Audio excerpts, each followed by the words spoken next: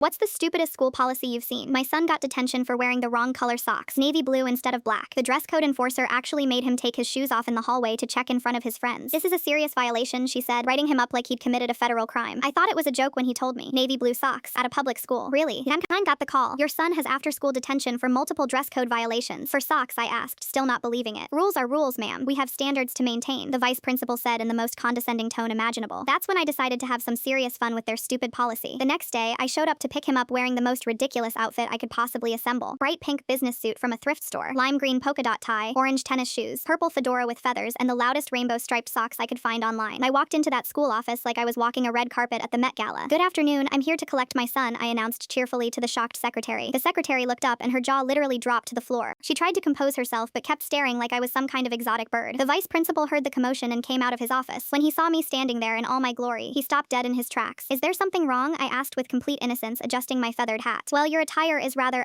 unconventional for our school environment, he stammered nervously. Oh, are you dress code policing parents now too? Should I remove my shoes so you can properly inspect my socks for compliance? By now, other parents picking up their kids had gathered around in a circle. Some were already pulling out their phones to record. Ma'am, that's really not necessary in this situation, because I want to make absolutely sure these rainbow socks meet your incredibly important and obviously well thought out educational standards. I started dramatically untying my bright orange shoes right there in the middle of the lobby, making a huge show of it. Please, you really don't need to do that. I mean, if navy blue socks on a teenager warrant detention and public humiliation, I can't even imagine what rainbow striped ones on a parent might deserve. Suspension from school grounds, a lifetime ban from all educational facilities. Should I call the police on myself right now? The whole office was dead silent except for parents trying desperately not to laugh out loud. Even some teachers had come out to see what all the commotion was about. The vice principal's face was turning the exact same shade as my hot pink suit. Perhaps we should discuss this situation privately in my office. Oh no, I think this very important conversation needs to happen right here where everyone can witness it. After all, sock violations are apparently serious public safety issues that require immediate attention. I held up my foot with the rainbow sock in full display. What's the official verdict? Do these meet your professional educational standards, or should I be escorted off the premises? One parent in the back actually started slow clapping, then another joined in. Soon half the lobby was applauding. The vice principal looked around desperately like he was trapped. We'll be thoroughly reviewing the entire dress code policy immediately. Excellent decision. And while you're conducting that review, maybe focus on actual education instead of sock colors. My son will wear whatever color socks he wants tomorrow and every day after. I put my shoe back on with a flourish, adjusted my purple feathered fedora, and walked out with my head held high. Twist, they never wrote up another kid for socks again. Sometimes the best way to fight complete absurdity is with even bigger absurdity. The whole school was talking about the sock rebellion for weeks. My son told me kids started wearing the most ridiculous socks they could find just to test the new policy. Bright stripes, cartoon characters, glow-in-the-dark patterns, the teachers pretended not to notice. The best part was when the local news picked up the story.